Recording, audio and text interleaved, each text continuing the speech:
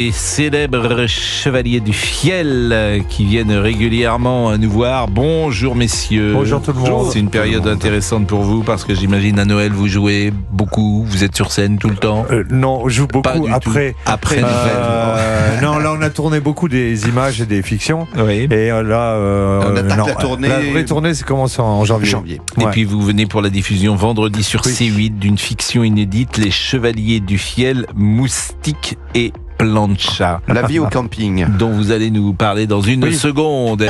Je me souvenais de cette chanson qu'avait reprise Thierry Leluron. Voilà les Chevaliers du Ciel. Et sont avec nous aujourd'hui les Chevaliers du Fiel, avec Éric Carrière, que vous connaissez. Et puis Francis, qui est là. Bonjour et rebonjour, messieurs. D'ailleurs, les Chevaliers du Fiel, je ne sais pas si je vous ai déjà posé la question. Pourquoi ce titre C'était justement un clin d'œil aux Chevaliers du Ciel, parce qu'on avait monté un premier spectacle qui s'appelait Le détournement d'avion le plus fou de l'année. Et comme ça parlait d'aviation, Chevalier du Ciel, Chevalier du Fiel, parce qu'il y avait un peu de fiel. Et en fait, c'était le titre du spectacle, mais ça a tellement bien marché au Festival d'Avignon que les gens nous ont appelés comme ça. Et la première télévision que vous avez faite, c'est en 1996 avec Michel Drucker, donc ça fait quasiment 30 ans que vous êtes au sommet, ce qui n'est pas si fréquent de traverser sur une période aussi longue. On n'a pas vu tout ce temps passer, mais bon.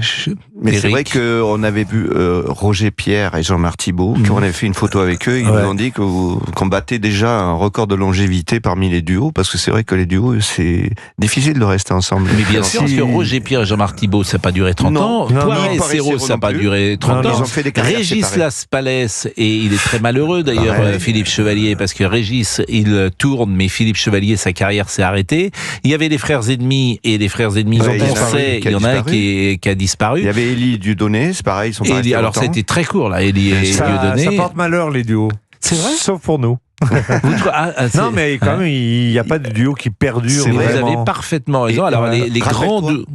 Olivier le Jeune avec Green et le Jeune. Bien sûr. Histoire particulière aussi. Bien sûr. Et alors, de l'autre côté des États-Unis, il y a eu Dean Martin et Jerry Lewis. Jerry Lewis, oui. Exactement, mais ça a été assez rapide. Laurel et Hardy. Nous on a duré parce qu'il y a, je pense déjà, parce qu'il n'y a pas de sexe entre nous. Donc déjà, ça simplifie les rapports. Mais c'est vrai que je vous vois régulièrement et vous vivez beaucoup ensemble. Et forcément, faut bien s'entendre. Oui. Et c'est pour ça que ça dure. C'est le secret. On a chacun notre domaine.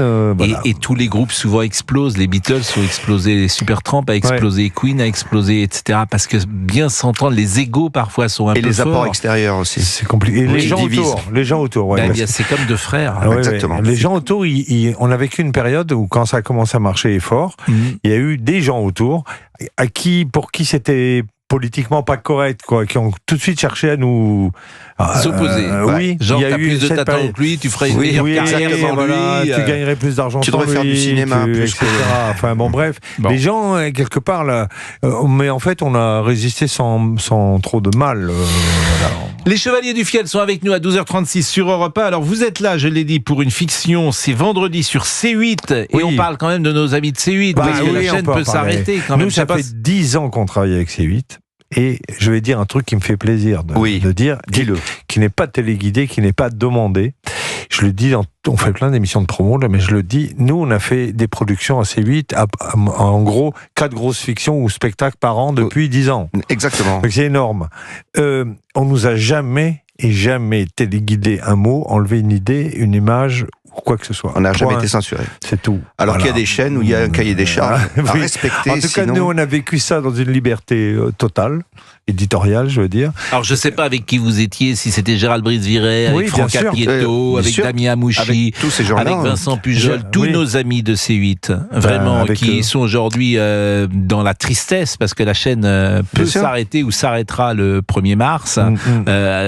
Nous, dans la tristesse, il faut savoir que on a une maison de production, on produit de la télé, et on produit de la télé exclusivement, quasiment, avec ce groupe. Donc, effectivement, c'est un gros problème, faut pas croire. Et c'est effectivement l'Arcom qui a décidé unilatéralement d'arrêter une chaîne, on le dit sans arrêt. C'est la première chaîne de la TNT, tous les jours avec des résultats absolument exceptionnels.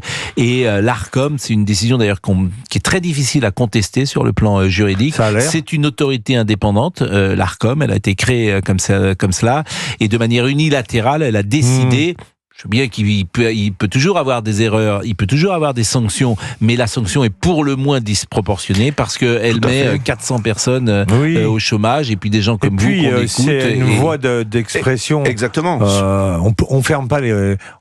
Fermer la bouche des gens n'a jamais empêché les idées. C'est pas, enfin, je veux dire, c'est quand même vieux comme le monde, ça. Je suis pas le premier à avoir parlé de ça, Voltaire. Un pays qui défend la liberté de la presse, d'opinion et tout ça, d'interdire effectivement une chaîne de télé, c'est incroyable. Ouais, voilà. Je pense que c'est unique au monde. Il y a des chaînes qui se sont parfois arrêtées d'elles-mêmes, mais fermer une chaîne avec une autorité qui le fait, c'est unique au monde. Éric Carrière donc, et Francis Ginibre sont avec nous et vous proposez ce vendredi une fiction de 90 minutes. Alors, elle est très Chevalier du Fiel, la fonction. Je vois le pitch.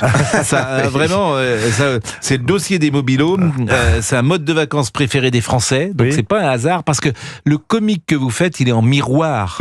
De la société. Quand je dis c'est très Chevalier du Fiel comme pitch, évidemment, ça se passe pas dans des hôtels particuliers, ni à Saint-Tropez, on se revendique dans des hôtels de luxe. Comme humour populaire et on en est fiers. Puis ça nous intéresse pas, quoi. Nous, on n'a jamais fait de l'humour pour dire du mal de trucs ou de machin. Je sais pas quoi, on a fait de l'humour pour donner de la distance aux gens par rapport à leur quotidien et un humour que certains ont dit simple, qui ne l'est pas du tout, parce que moi je pense que pour écrire des choses simples, il faut être très compliqué dans sa tête pour avoir trouvé les choses simples. Parce qu'il y a plein de gens qui sont des critiqueurs professionnels qui feraient mieux d'essayer de comprendre comment séduire les gens, parce que c'est pas leur cas. Nous on le sait. Je veux dire, la tournée qui démarre là aujourd'hui, on a vendu 45 000 places d'avance. Je pense que c'est dans les numéros 1 en France. Et les gens sont pas obligés de venir chez nous et on fait sans une certaine intelligentsia contre laquelle on n'a rien, mais bon. Non mais vous êtes des héritiers. C'est qui vos héritiers? En tout cas, de qui on est héritier? Voilà, pardonnez-moi, des gens comme Fernand Reynaud peut-être, comme Bourvil. Tout à fait. Moi, je vois, il y a une lignée dans cet humour-là, dans cette. Fernand Reynaud, je trouve, c'est d'une modernité. Quoi, d'une modernité? Ça veut rien dire. J'aime pas ça. J'aime pas ce mot modernité. Ça n'a pas mais je trouve tout simplement ça formidable. Je trouve ça formidable. Mais il s'adresse à la même population que nous, c'est-à-dire le quotidien des gens. Oui. Le sketch de Fernand Reynaud sur le mec qui va faire du pain dans l'étranger qui va faire du pain dans un autre village parce qu'il est mal vu dans ce village, ça a pas une ride, on y est, quoi. Moi, j'adore Fernand Reynaud et c'est vrai, il est moins présent. Il y a des morts qu'on écoute souvent et il y a des morts qu'on écoute moins en chanson ou chez les comiques. Si un jour Mélenchon passe, il faudra les appeler Robespierre et Jean-Marc Thibault. Oui, bien sûr, Robespierre et Jean-Marc Thibault. Alors, est-ce qu'on a un extrait à vous proposer de cette fiction, Fabrice Lafitte? Je ne sais pas. Accrochage, mauvaise foi, complot, tout est bon pour préserver son intimité dans le temple de la proximité.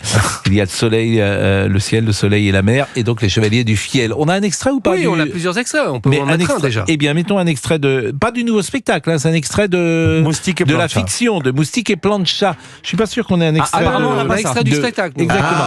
Voilà, on a un extrait. On a un extrait Alors, à part vous d'ailleurs, dans cette fiction, j'imagine, il y a des comédiennes. Oui, Angélique Pancheri, Sandra Jouet. Et Sandra Jouet, deux comédiennes excellentes qui jouent d'ailleurs dans nos films très souvent et qui jouent dans nos théâtres. Et on a été content de les mettre en avant.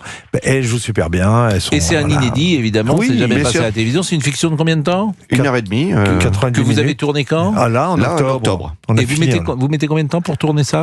20 jours, 21 jours, comme une fiction. Tout est écrit. Vous réécrivez rien le matin. Tout est aucune improvisation. Non, on peut pas parce qu'il y a qu'il y a une équipe, qui on n'improvise pas beaucoup. C'est le seul endroit. Vous improvisez pas du tout les dialogues. Oui, sur scène, oui. Mais là, non. Aussi. Si, là, il y a une scène où on fait des mecs qui picolent et qui arrêtent pas de dire du bien des Jeux Olympiques, mais en picolant. Et donc, ils chantent la Marseillaise toutes les semaines. Et vous êtes content du résultat? Ouais. Très belles images, très, très sympa. C'est bien. Alors, évidemment, il y a le nouveau spectacle. Alors, le nouveau spectacle, la tournée, elle va commencer quand? En janvier. En janvier, on commence chez vous d'ailleurs, à Nantes, au Zénith de Nantes. Exactement. Oui. Non, à Niort. Ah, il y a Niort, juste avant. Le 18. C'est le lendemain à Nantes. Zénith, c'est 5000 personnes. Ouais, mais là, Bon, là aussi, voilà. des comiques qui font des zéniths. Il n'y en a pas tant que ça. Voilà. À Nantes, oui, il est en jauge 5000 pour nous. Oui. Et je pense qu'on est à 4000 aujourd'hui, place vendue. Donc vous serez à Reims le 24 janvier, à Metz le 25 janvier, à Clermont-Ferrand le 29. Bon, je ne vais pas citer toutes les dates, mais en revanche, le 12 et 14 avril, vous serez au Palais des Sports de Paris. Le Dôme. Et vous serez même au Cap d'Agde. Je ne sais pas où vous jouez au Cap d'Agde. Si non, on joue dehors puisqu'on est nus. C'est ça. Vous pourriez faire un truc, c'est le naturisme et le nudisme. Moi, j'aimerais beaucoup. Ça, c'est pour vous, ça. Oui, ça. On a déjà fait des sketchs à la radio.